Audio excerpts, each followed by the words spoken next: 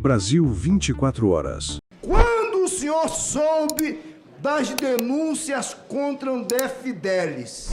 Eu sei quando. Por que o senhor ficou, depois de saber das denúncias de André Fidelis, o senhor ainda ficou 1 ano com ele, mesmo sabendo do rolo dele? Por que o senhor segurou ele e não largou? Por que o senhor não denunciou? Por que o senhor não botou ele para rua e mandou prendê-lo? O senhor não fez isso. E é real. Os jornais dizem isso. Os jornais estão falando isso. Estou absolutamente satisfeita com todas as respostas, porque durante o dia inteiro o senhor respondeu tudo aquilo que a maioria de nós pretendia perguntar. Não sei o deputado de Rondônia, mas uma questão importante a se destacar é que, se eu não me engano, foi o senhor quem exonerou André Fidelis, correto? Então, acho que o deputado saiu, mas é importante destacar isso. Bom, os brasileiros passaram o dia inteiro escutando muita desinformação, e eu gostaria de trazer aqui alguns esclarecimentos. Nem todo mundo é obrigado a ter formação jurídica. Alguns parlamentares têm, outros não, mas as pessoas que estão lá fora nos assistindo viram cenas de horrores e têm visto cenas terríveis aqui nesta CPMI. Eu gostaria de lembrar aquelas pessoas que não estão acostumadas a assistir depoimentos, a assistir audiências, que nos dias 10, 11 e 12 de junho deste ano, boa parte do Brasil assistiu aos depoimentos do Núcleo 1 da tentativa de golpe de Estado. Então, foram ouvidos os seguintes réus: ex-comandante da Marinha, Almir Garnier, ex-ministro da Justiça, Anderson Torres, ex-gabinete de Segurança Institucional, Augusto Heleno, ex-presidente Jair Bolsonaro, ministro da Defesa, Paulo Sérgio Nogueira, Walter Braga Neto. Foram imputados a eles 5 crimes. E eu pergunto a todos os brasileiros e a todos os parlamentares aqui, porque muita gente assistiu. Uma boa parte do Brasil parou para assistir aos depoimentos.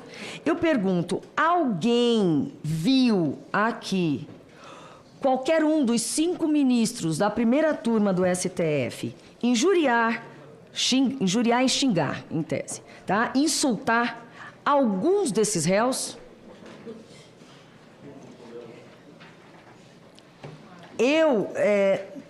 Eu não só assisti a esses depoimentos, como assisti a cerca de mais ou menos 250 depoimentos daquele pessoal da invasão. Assistam Victor Panchorra e não tenham preguiça, porque eu também não tive. Eu estou falando aqui porque eu realmente me debrucei sobre o tema.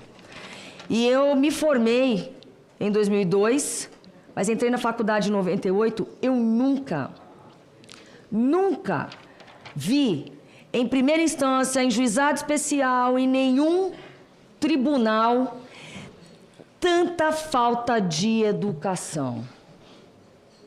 Não é assim que se conduz um depoimento. Não é dessa forma. Se tem alguém aqui, que aqui também tem vulgos delegados, assim, tem gente aqui que se diz delegado, mas é agente.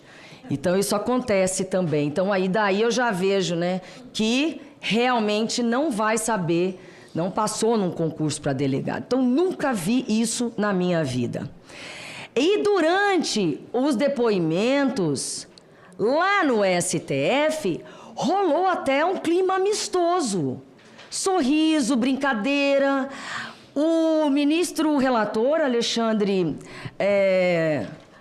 ministro Alexandre, ele foi convidado para ser vice-presidente da República. Que tal? Tamanha a tranquilidade. Só que aqui, as pessoas... Eu não sei qual é o tamanho do rei na barriga, ou se existe uma casta no Brasil que se chama né, deputados e senadores, que alguns se acham melhores do que todos os brasileiros. Eu nunca na minha vida aceitaria ser tratada e maltratada da forma como estes parlamentares, alguns, tá, têm agido.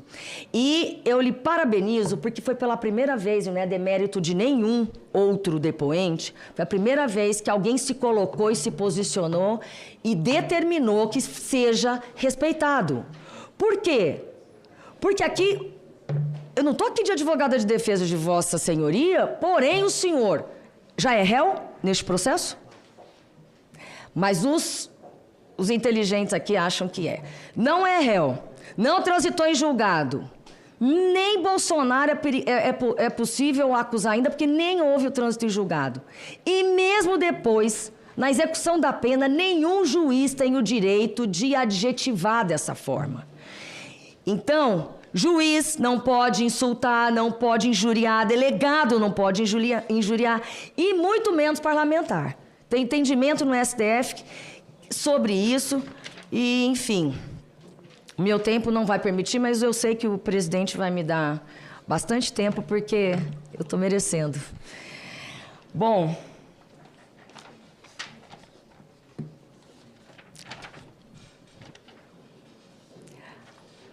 o depoimento serve para esclarecer pontos que ficaram obscuros, fortalecer provas, obter confissão e tal. Então,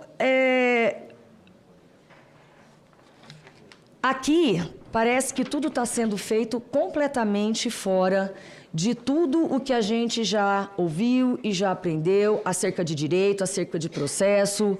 Eu acho que os doutrinadores que já morreram estão revirando no túmulo, porque é vergonhoso ver bacharéis em direito fazerem, ou profissionais da área fazerem isso.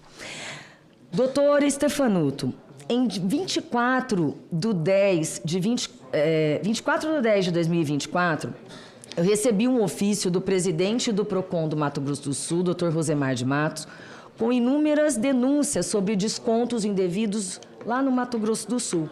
E naquele momento, eu confesso que eu achei que fosse algo somente ali, local.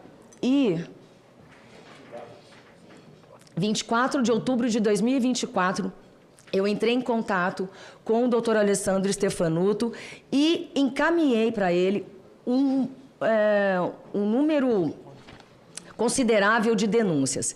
Ele me recebeu com muita educação, como lhe é peculiar, e me disse o seguinte: senadora, isso não está acontecendo só no Mato Grosso do Sul, investigações estão tramitando, fique tranquila. Porém, o senhor fazendo as suas próprias investigações, e isso demora? É óbvio que isso demora. O senhor conheceu o ministro Lupo entre 8 ou 9 de janeiro, foi nomeado dias depois. Numa transição que, na verdade, não houve transição. Sequer a faixa foi passada. Eu acho que pegaram um monte de calhamaço e jogaram na sua mão, porque transição neste governo não houve.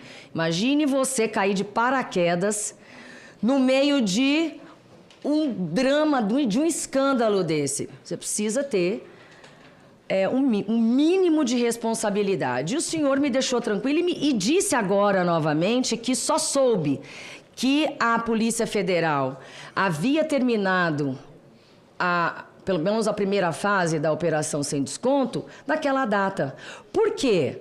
Porque não há interferência. Ou vocês vão querer ouvir de novo o presidente Bolsonaro falando que ele interferia, sim, em todos os ministérios. Aqui a CGU, eu peço a sua paciência, presidente. A CGU disse que não avisou o presidente Lula porque ele não tinha sequer terminado a investigação. Então, a gente percebe que não há interferência. Sobre seu RIF, eu preciso desse tempo, presidente. Eu sei quem estudou o seu RIF, por isso que eu quero que não me levem a mal os colegas que estudaram. Mas eu pergunto aos demais, quem leu o RIF do doutor Stefanuto? Quantos milhões, porque aqui a gente só fala em milhões e bilhões e bilhões. Quantos milhões ou bilhões foram movimentados na conta dele? Alguém sabe me dizer?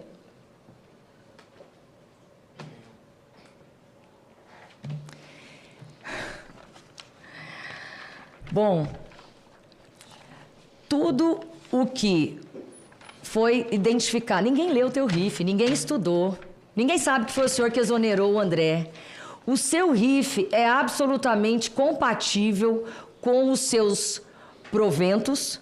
O senhor ainda recebe o valor de honorários de sucumbência. Aqui, do Banco Itaú, acho que é o Banco Itaú, um deles, diz que a sua renda, o que era incompatível, 15 mil reais a sua renda. Eu tenho certeza que o senhor disse que foi o seguinte, na verdade, quando o senhor declarou a renda lá atrás, de certo, quando abriu a conta. Porque como que o senhor vai conseguir sonegar o seu salário, sendo que o desconto é direto na fonte? É muita burrice desse pessoal, tá? Sabe quanto foi movimentado na conta dele que foi considerado atípico? Alguém sabe? Alguém sabe? Para encerrar, 200... senadora. Eu preciso falar isso. Não, mas para encerrar, senadora, já lhe dei 2 minutos a mais que o tempo normal, Pois é, eu Excelência. gostaria só de terminar. Pois não. Estou no ponto mais importante aqui. Pois e, não. e são fatos. E eu peço que vocês estudem. 292 mil reais. Que, diante da verdadeira... dos proventos verdadeiros dele não significam absolutamente nada. Então, ninguém estudou aqui. O que quiseram, simplesmente, é fazer esse jogo de cena diário e transformar as redes sociais na antiga praça em que se matavam, atiravam pedras nas pessoas. E o pior é que a gente consegue ver a plateia babando, se deliciando, vendo esses aqui atirando pedras e transformando esse país, assim, num verdadeiro campo de batalha, sendo que a gente tem mais o que fazer. Então, eu agradeço Vossa Senhoria, agradeço principalmente por ter colocado a turma no lugar deles e que o senhor vai dar um fôlego para os demais depoentes para entenderem que aqui não tem casta diferente de nenhuma outra no Brasil. Obrigada.